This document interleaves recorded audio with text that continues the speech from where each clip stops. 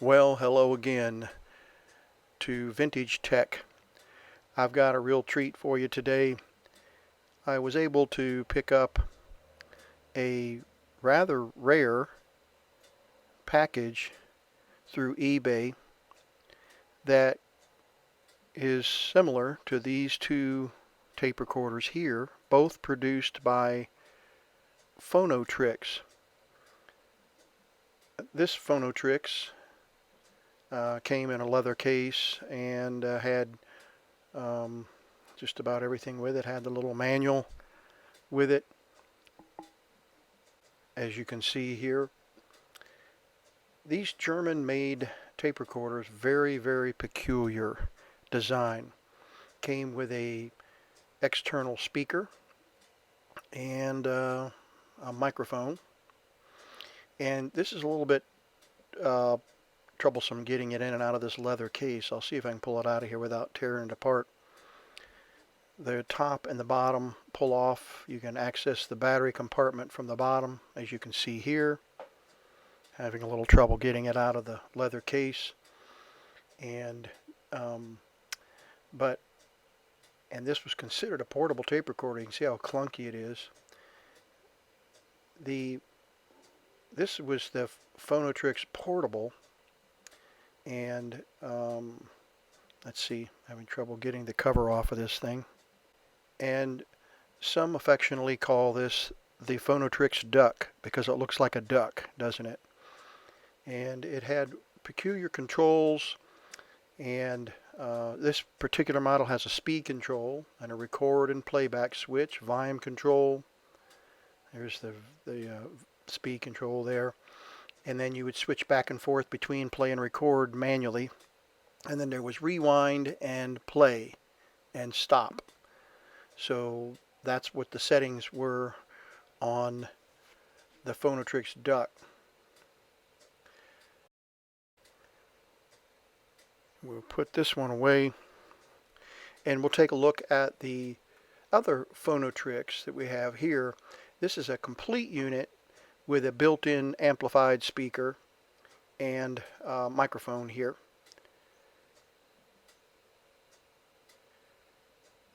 And you can see we get access to the play record switch there and the two connectors for the microphone and an external speaker.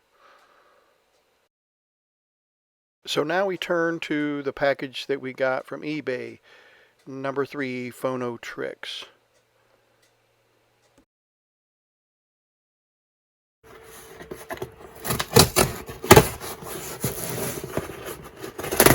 Put this upside down on purpose because all the identification stuff on the other end of the box that I didn't want to knock out.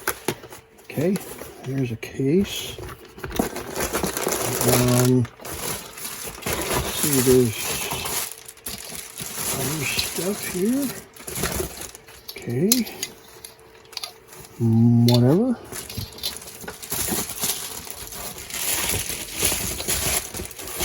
Okay, reels.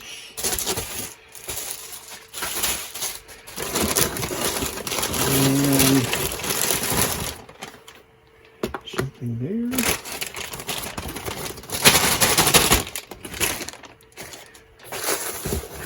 There, and there. All right, so got a Denmark earplug. Look at the pins on that. Assuming this is the speaker, a powered speaker maybe. Got a switch on it. I think that's a powered speaker. So this is the Phonotrix 88. And there are very few of these left that are working. I have no idea what condition this tape recorder is in. And so we're going to find out if it's working or if we can get it to work. But to have these accessories, we got an earphone here without a earpiece. We got, I think, external speaker.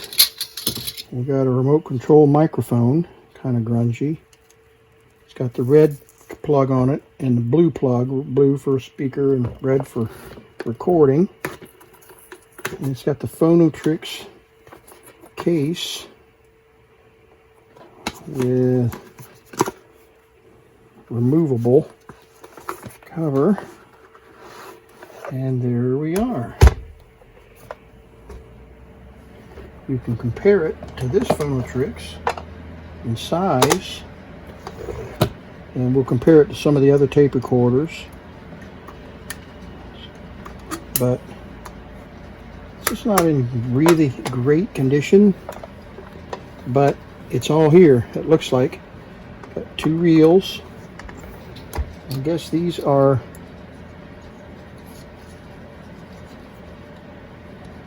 not really sure what this is. We'll have to do some research on what this is. It looks like some kind of an adapter. Oh, you know what that is? Yeah, it's an adapter for a standard tape recorder. So it fits the old Phonotrix tapes, but you got to have that insert, and we only have one. So I can 3D print one of these, and we'll have 2. And we can use these other tapes on these German Phonotrix tapes on a regular tape recorder. But you see that these are not standard hub tapes.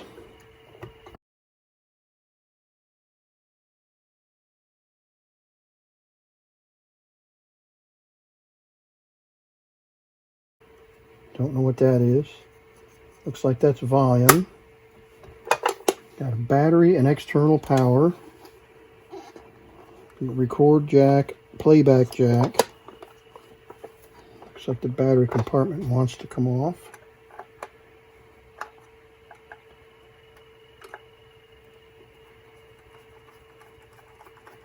Got a incorrect screw in here.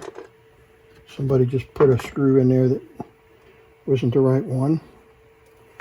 Okay, uses 3 AA's and 3 C's. So one is for the amplifier and one is for the motor drive. That's a pretty much standard for tape recorder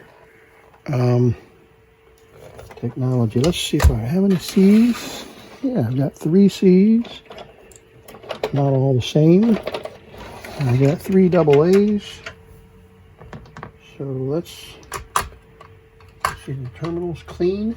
Kind of, we really need it, but we use it just in case to hold the batteries in.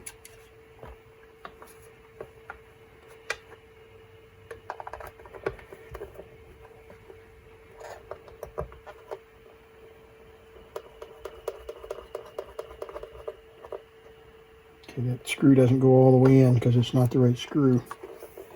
Okay, so now we've got batteries in the tape recorder. So let's get a little bit tighter in here.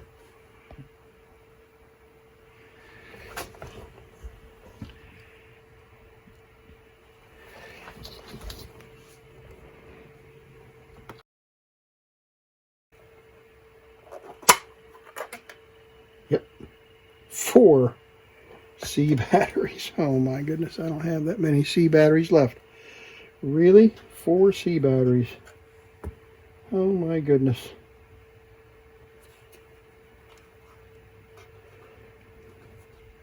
But it's a amplifier.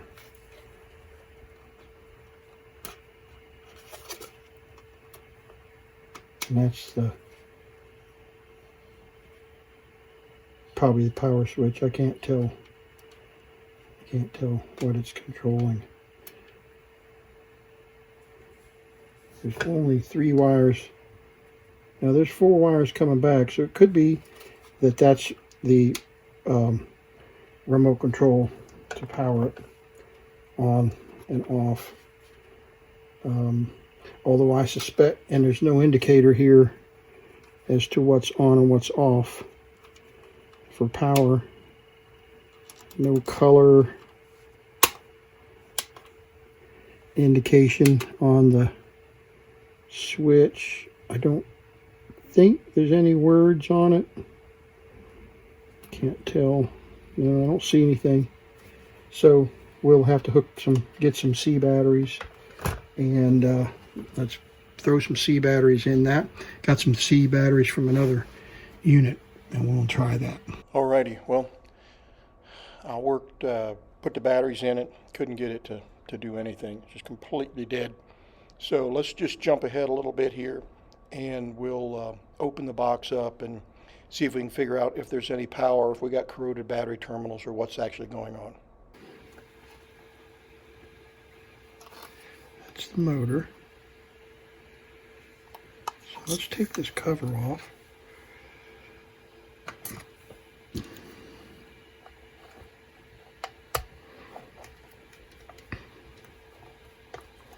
See if we can get any indication as to what might be going on.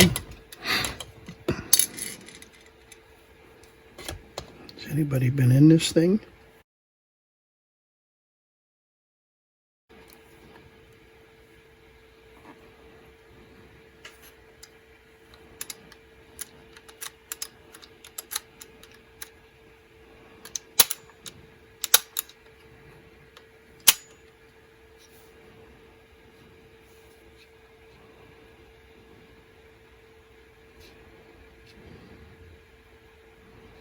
There's a very good possibility that we just have corrosion on these terminals. So let's not make any assumptions here. Start with the basics. Let's look.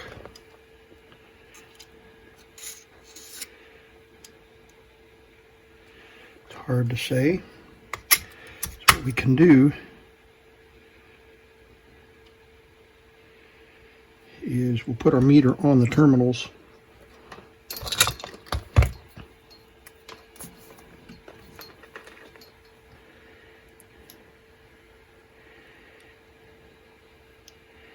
Okay, 3.1.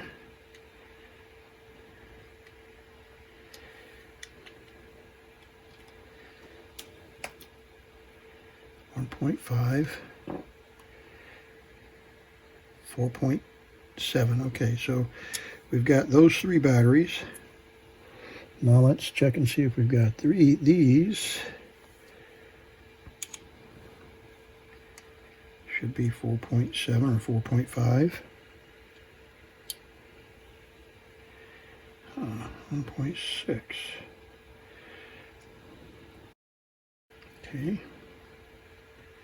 1.6 there. 1.6 there. 1.6 there. So I think this is the, yeah, so it goes like this, across there, down to here. And that's in stop. There's play.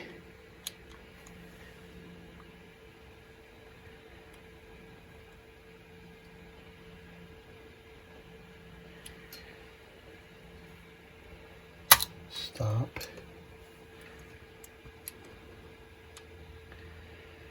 Okay, so we got full power here, full power here. So what's up? Maybe corroded switches?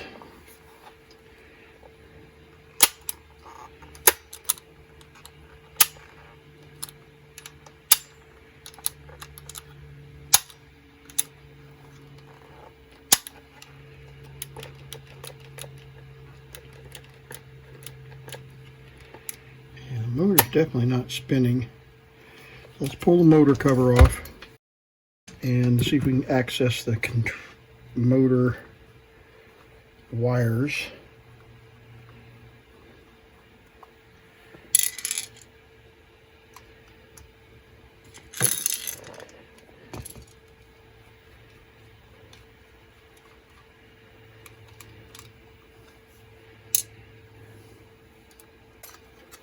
Oh my goodness.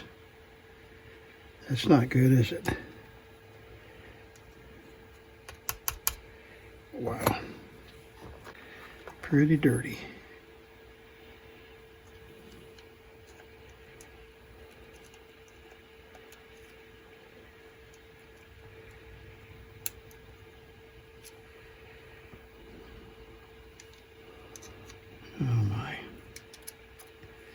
What a mess, huh?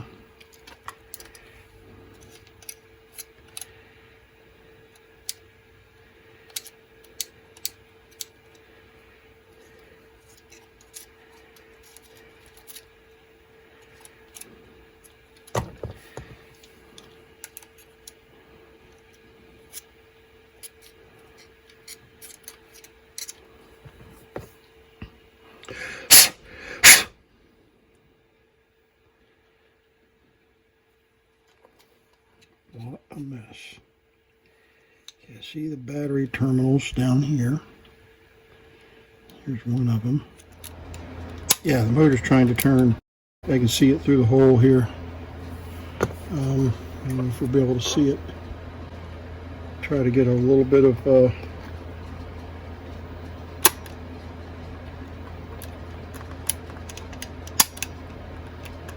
yeah, see that, you can see that. I'm looking in this hole right here. Get a reflection of the armature. Try to get it right there. There's stop. Just play, rewind, play, rewind. Okay, so let's take a plastic, something gentle, and just see if anything moves.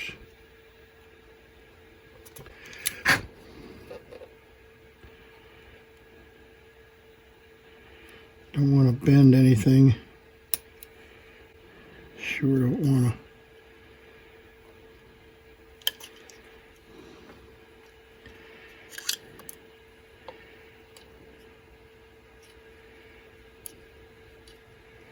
Okay, we're making that move. Yeah, that's what it is. The motor's trying to turn, and it just bound up with all of that. Probably, I would say, with all of this junk got down in that motor, or this. You can see this strobe gear right in here. There's a strobe pulley or a strobe wheel that is connected to the motor. If we can get it to turn right in here.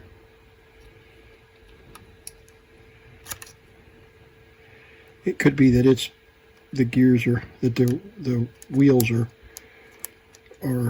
gunked up. See, I'm turning it.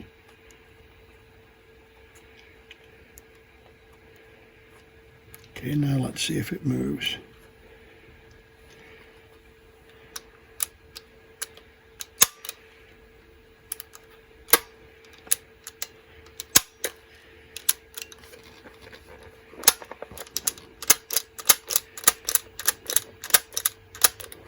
It's trying to.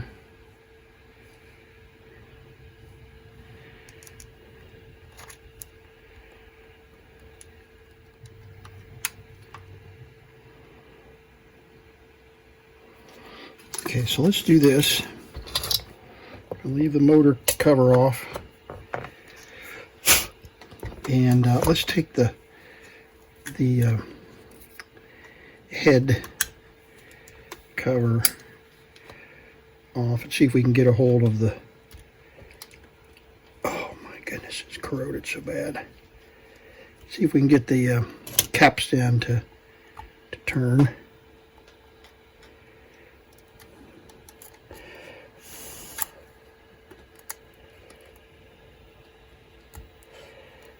Very corroded. I want to strip that screw.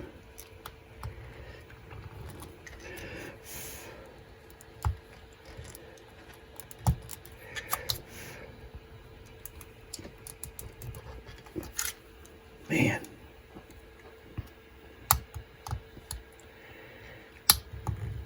There we go.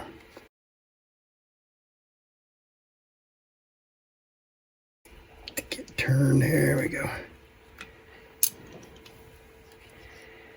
There we go. A lot of crud there. Okay, that's just the release mechanism for the lid. Some kind of a switch there. Not sure what that controls, but you can see the contacts. Guess we'll have to do some research there. All right, and our capstan is hidden back up underneath here. We won't be able to turn it.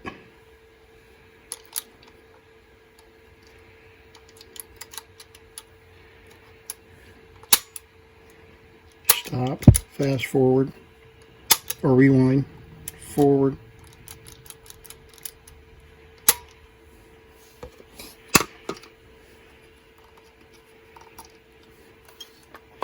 All right, we know the motor is trying to turn.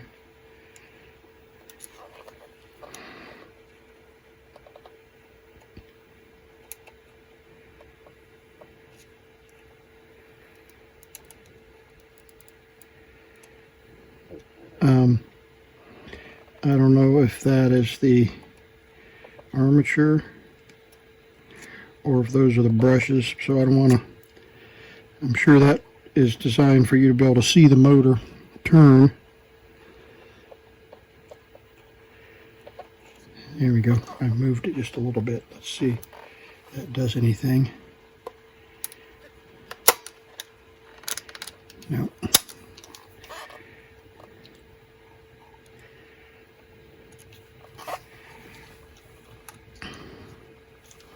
Let's put it on play. See if we can get this to turn.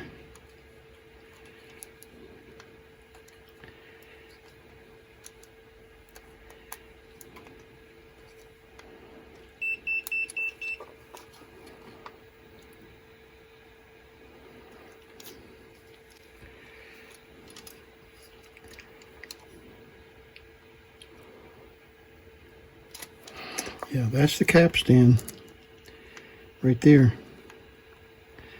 That timing wheel is the capstan, the one with the strobe marks on it. We had another if you remember, we had another tape recorder that we adjusted the see, I don't know whether we're actually moving the motor or not.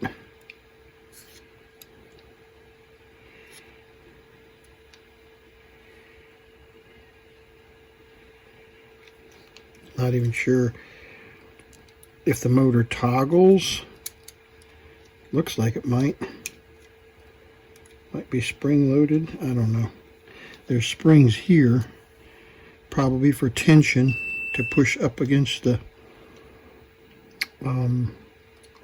capstan. So I turn that down, pushes it tighter. So let's release it.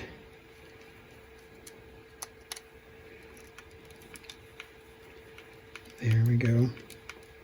All right, so we release the motor, taking pressure off the motor.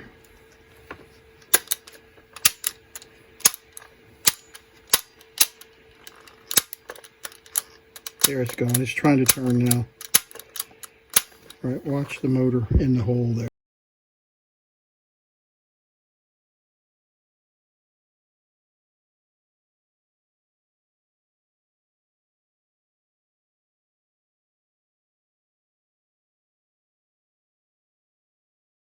Moving in the hole. So it's trying to turn.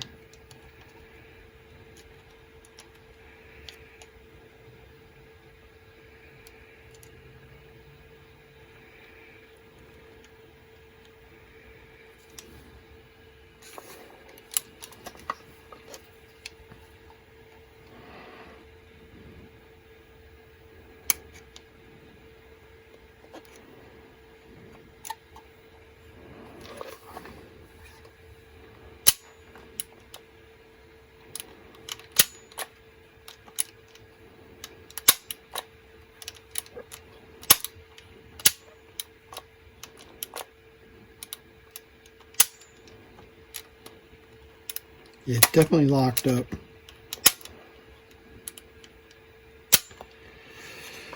So, trying to do the least amount of damage here. I got a screw there. It looks like it's missing. If we go by this side, looks like there's a screw missing there. Could be down inside here. Who knows? Might be locked up in the motor.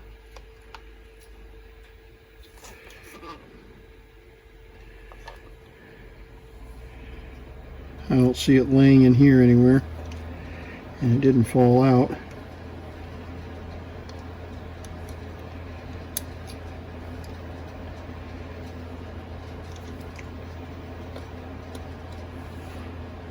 There, that motor is on a spring.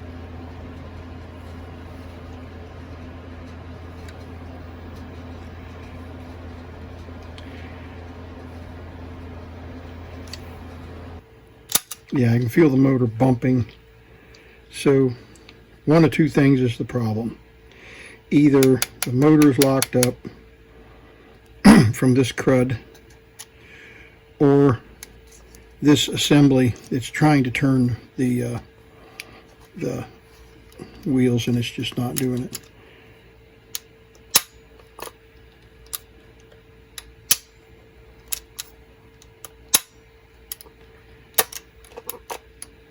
Yeah, there's crud in there.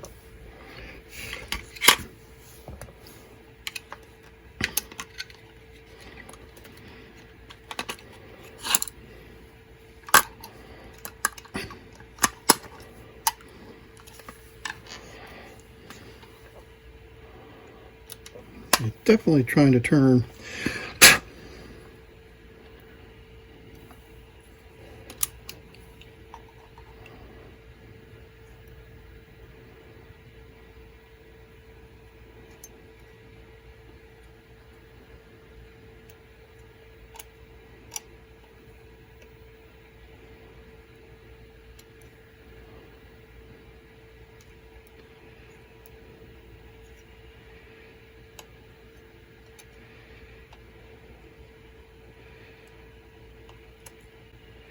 There we go. I got it to spin now. Let's see if I got it now. Oh, it worked. There it goes.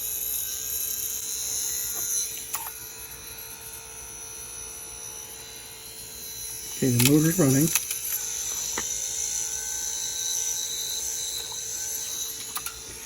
Okay.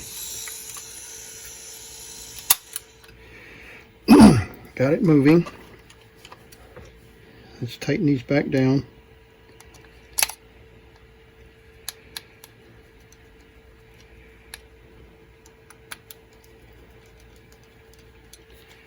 Okay, let's see if we can get it to work now.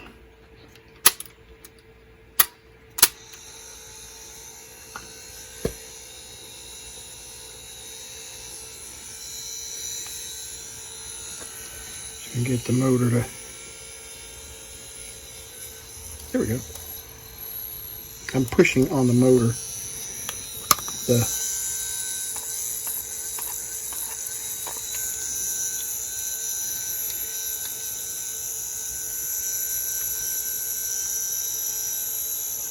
There we go. Okay, that's fast. That's rewind. So we can get it to play. Okay. Got it to play. Okay, that might be pause.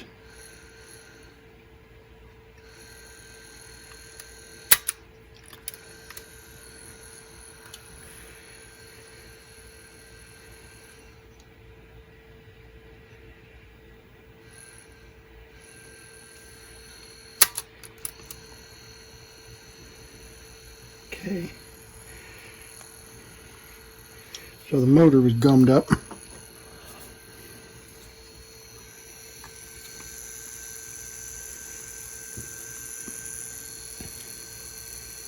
All right. Now we're going to put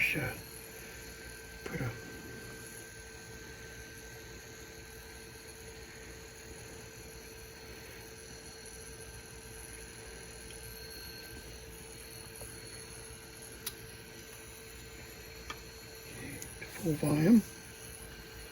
Oh, wow.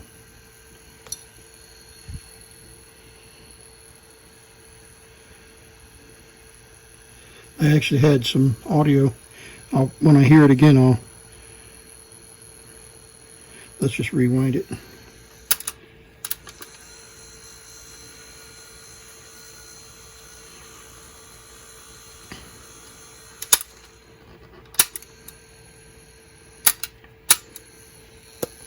Come on. There you go. And we'll hold it up to the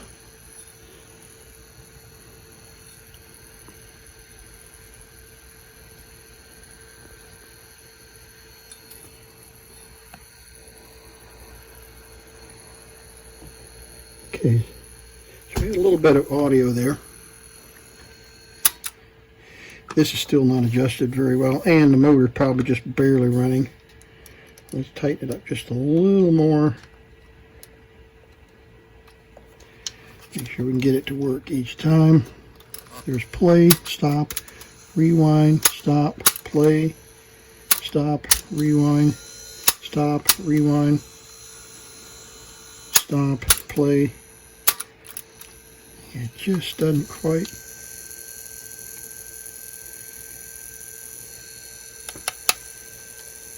Just a little bit tight.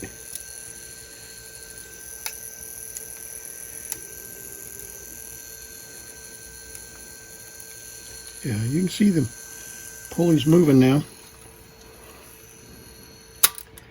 Rewind. Come on.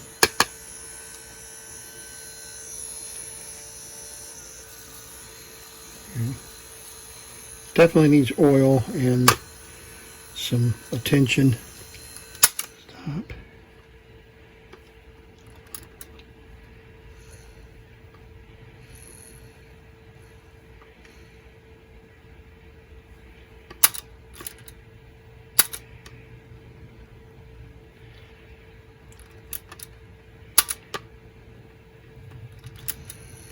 Okay, so that must be pause. What is that? White and black, I don't know. A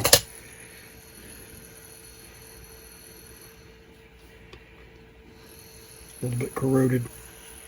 The switch is definitely corroded, so, but it's playing. Let's see, we got any audio? Yeah.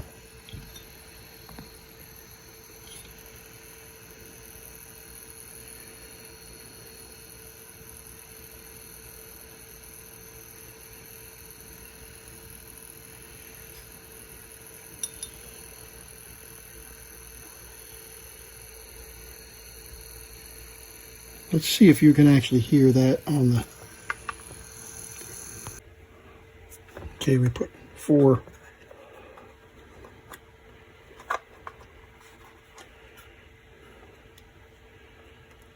double A's in the amp.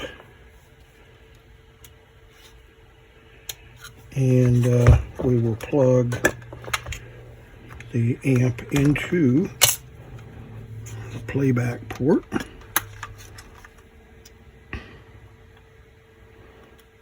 Okay. So let's see if we have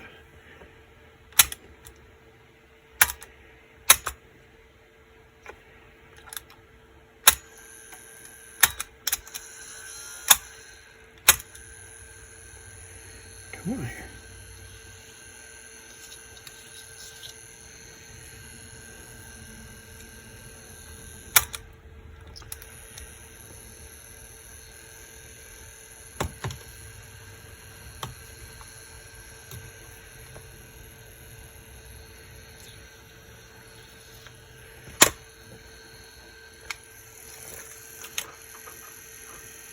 Come on here.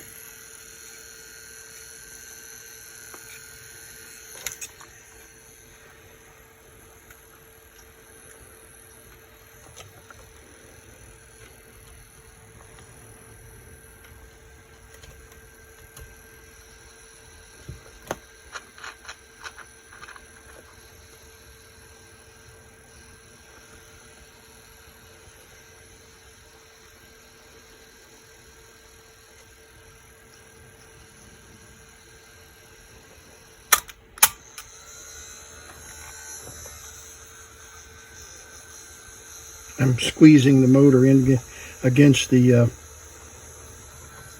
drive, as you can see.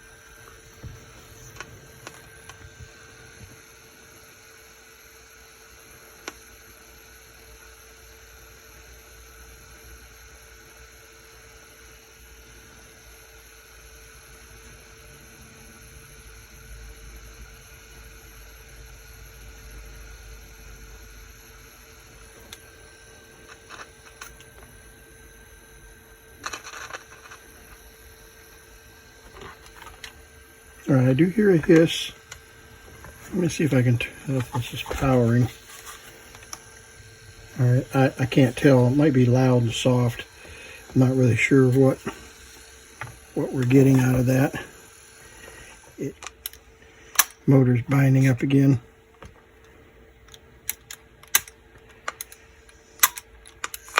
There we go.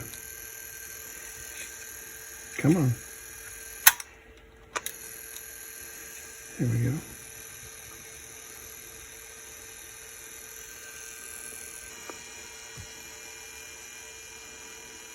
Okay, so we have audio, very poor audio, and let me turn it off. And the motor is not gripping the tires very well, but we do have audio, and the motor is, the longer we run it, the better it, yeah, it's running now. It's just not gripping over here in the mechanism that the motor attaches to. So you might have a tire that's shot. I don't know. So what we'll do is we'll pull the soundboard off, or this audio board, and you got different transistors here. 1, 2, 3, 4 transistors. So we'll pull this board off to get down to this. Let's see if we can figure out this motor, what's going on with the motor.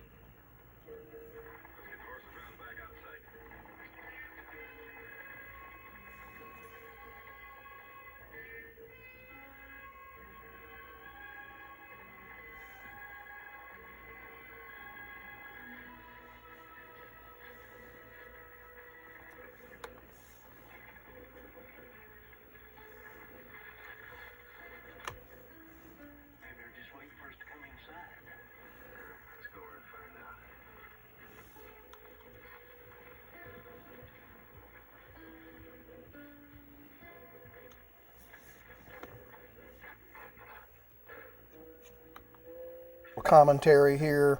The motor's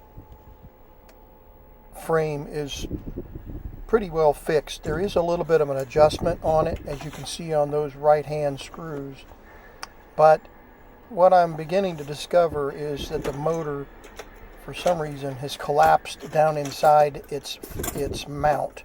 So I'm going to go ahead and pull this motor off and see what we can discover.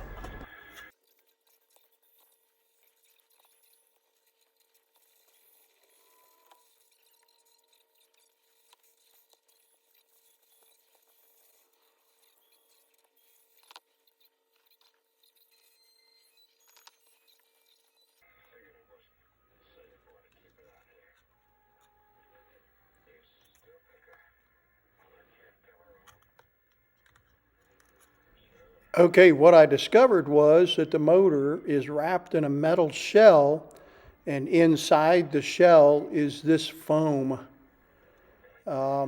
It's kind of a insulation foam for soundproofing probably, and vibration proofing.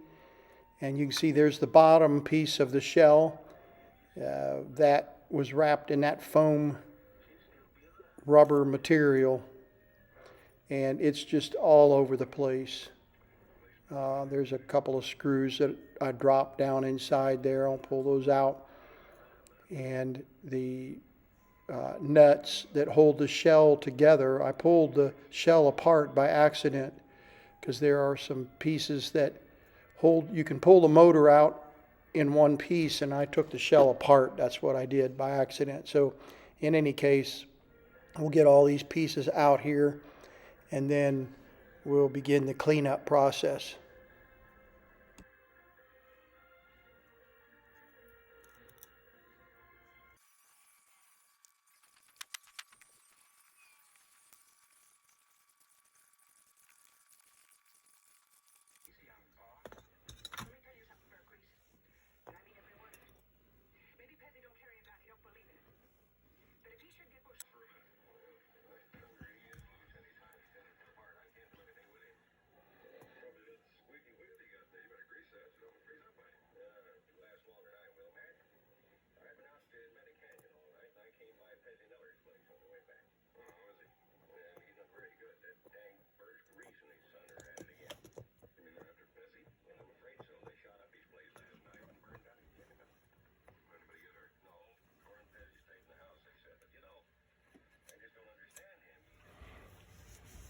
Okay, we've got the motor and the shell taken apart there, and the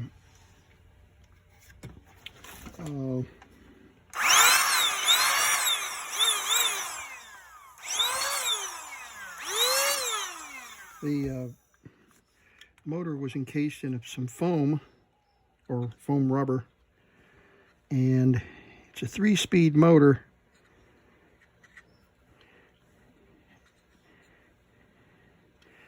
So, or 2-speed motor, excuse me, 3-wire motor. And so these are solid copper, so I can't be fooling around with them too much. But I need to clean it and need to blow it out.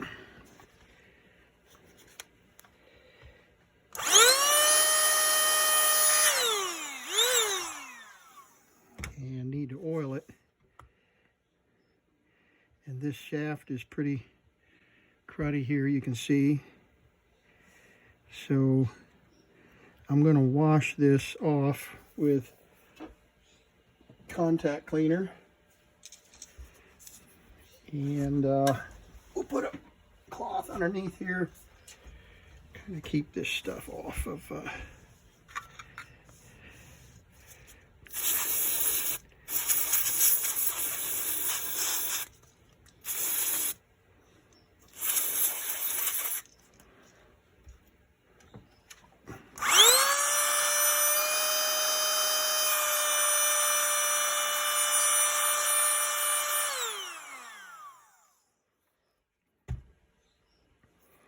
and we'll run the motor.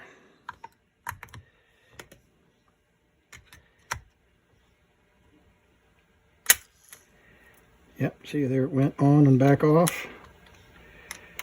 Rewind.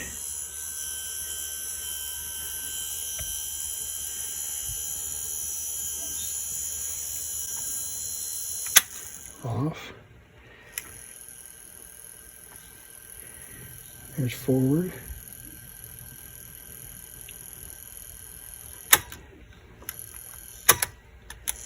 Rewind.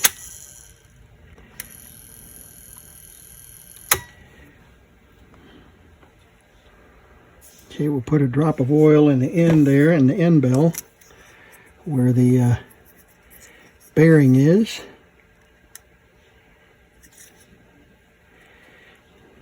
And then run it. Do the same for the front.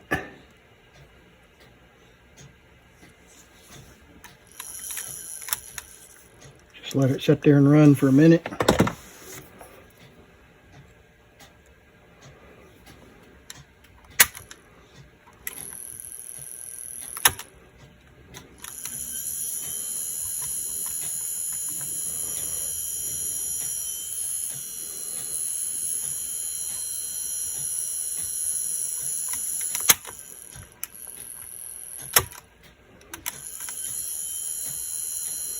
Motor's nice and quiet anyway, isn't it?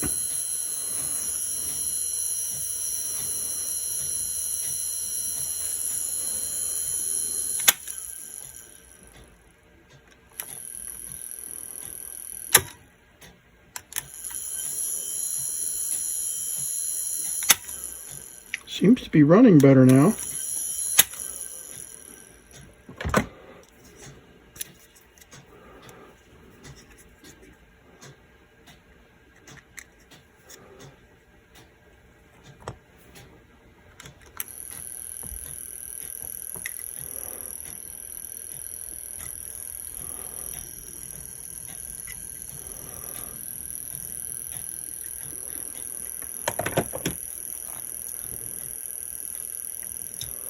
I'll let it run for a minute or two.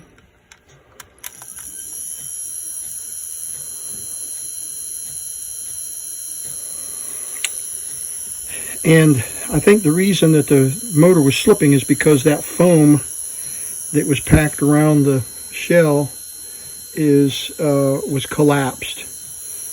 So I think what I'll do is cut some of this foam rubber and just lay it in there, and then clamp the thing together.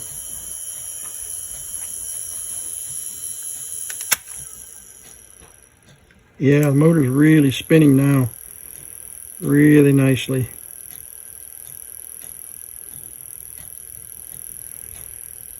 All right, while it's spinning, let's take a piece of sandpaper, emery cloth, and clean that.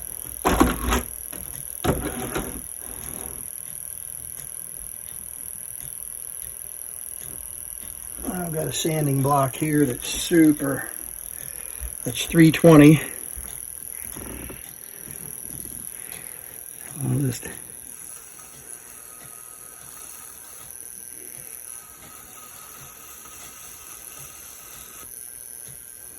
looking better already. Yeah. Earlier I said that the motor was a 2-speed motor, and that's true. In the forward speed it runs slower than it does in the reverse speed or rewind. So when you push the play button, the motor runs in one direction at a little slower rate, and in the rewind mode, the motor runs much faster and runs in the opposite direction. See what that looks like. Nice and shiny. Okay.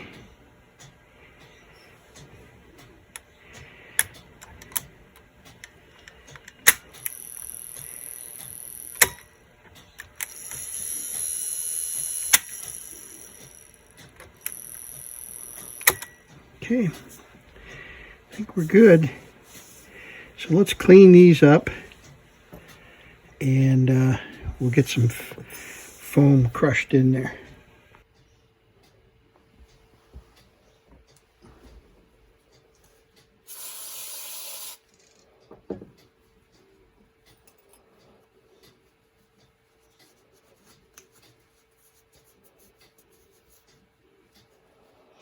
Okay, that's not cutting it. Let's see if a brake cleaner will do it.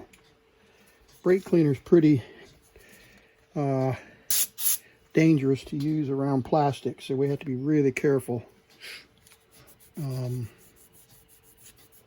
Yeah, that's cleaning it.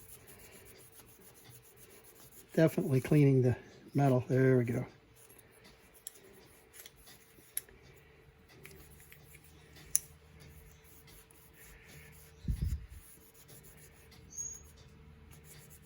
Beautiful. Okay. See all the crud it got. But you have to be really careful spraying this stuff around plastic because it will melt plastic. Okay, we'll cut this in half.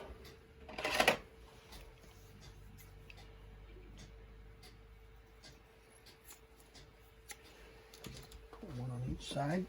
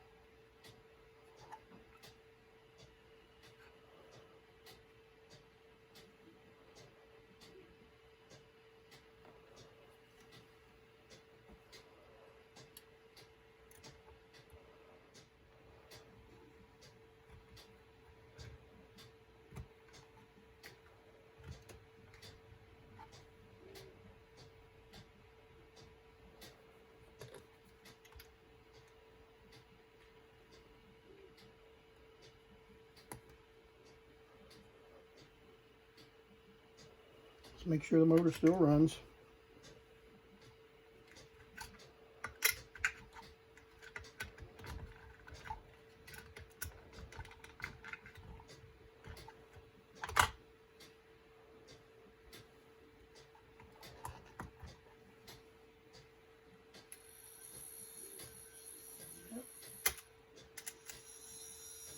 Yep. Okay.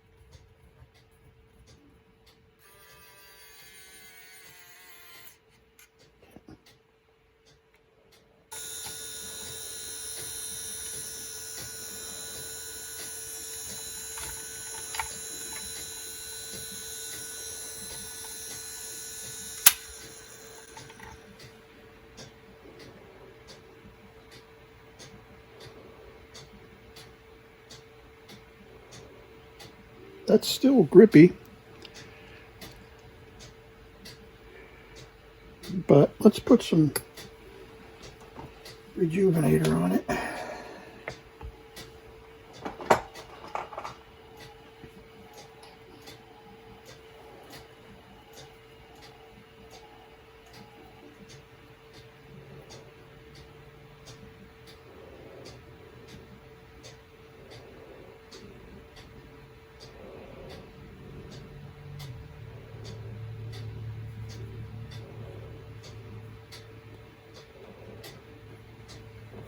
Okay, that's a little more grippy.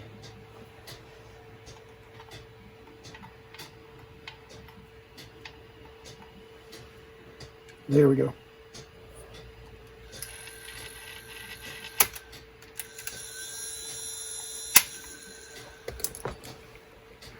Let's see what we're looking at here now. There's rewind. Rewind. And fast forward, or regular play. Okay.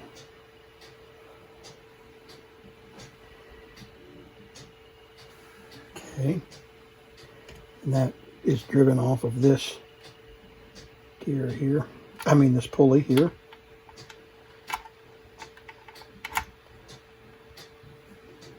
So let's put the capstan back in place. Drop of oil in there.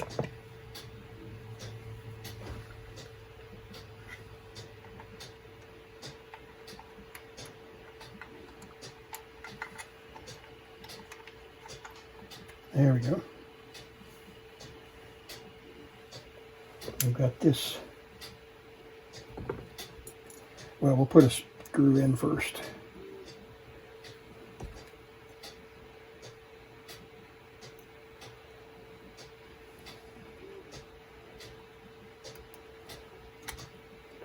And hopefully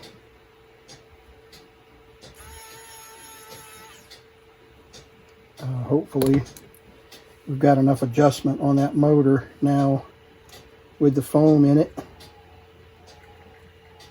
to make up the difference in the tension that we need on the between that and the capstan drive.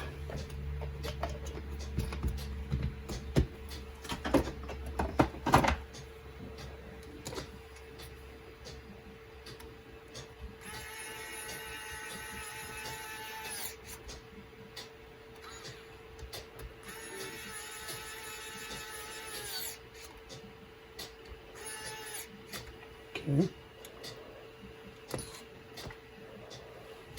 Tiny drop of oil there. Tiny drop there.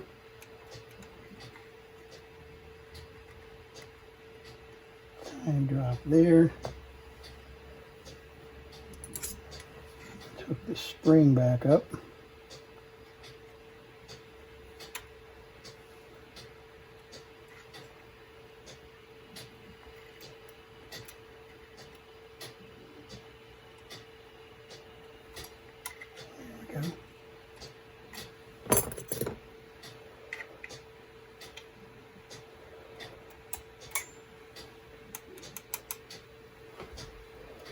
All right, $64,000 check. It's slipping. Let's try just a little more.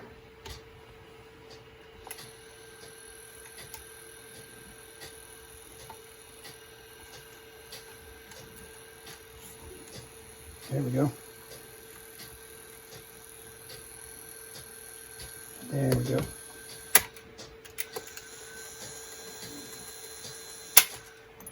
All right, let's see how it does right side up.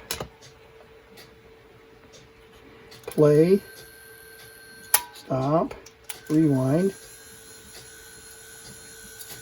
stop, play. Okay. So, got the drive working again, and I guess this is noise abatement, but it sure is cruddy.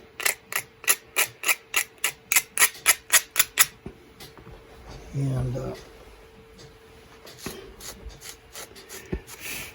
we're going to put a little piece in there just because there was one there.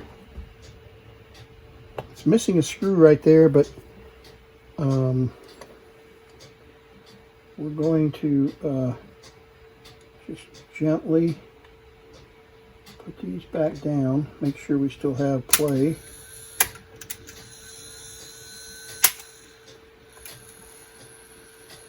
Let's play.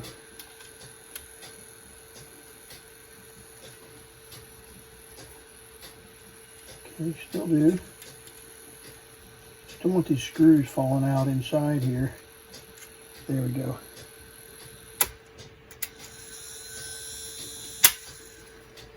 Okay. Now we know we've got no tension on the tape, so we need to put the tape back in.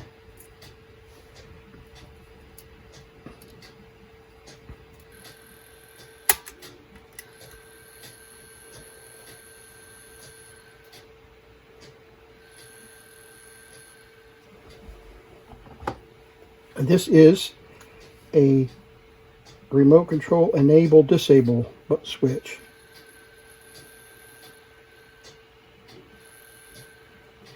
And let me illustrate that right now while we're thinking about it.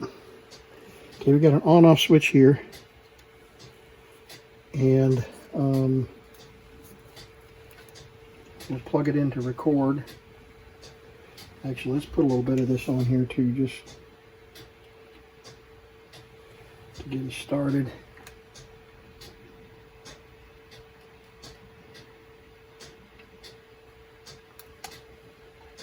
There we go. All right, am I zoomed in here? Okay, I'm sorry. Okay, got the remote control, and this is the play and record switch. So I guess we don't have an amplifier plugged in, so we don't even have the amplifier board plugged in, so we won't worry about recording on the tape. But we're currently set to play, and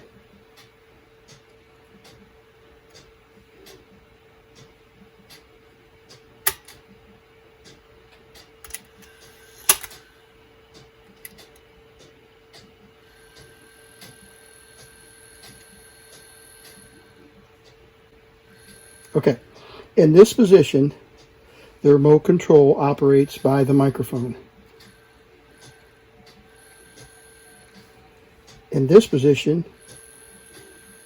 it disables this switch and just operates by these controls. So if I want to control the recording by the switch, I can flip this to enable remote control. And that's what that setting is, enable remote control. And then this is disable remote control.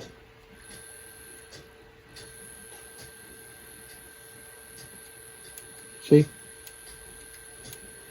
And enable remote control. Disable remote control. So that's what that does. Okay. Seems to be working okay. Now, forward, rewind.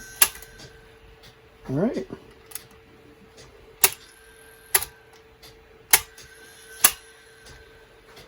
Very good. So let's put the head cover back on.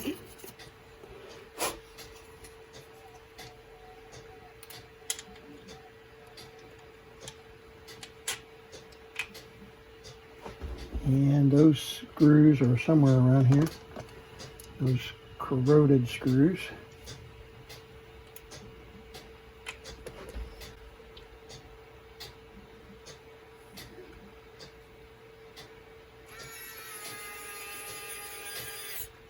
Okay.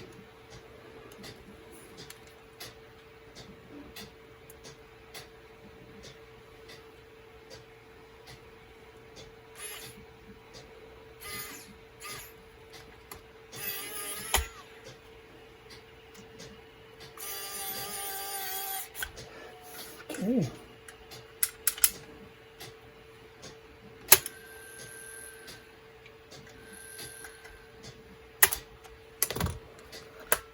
And latch. Okay. We're making great progress here.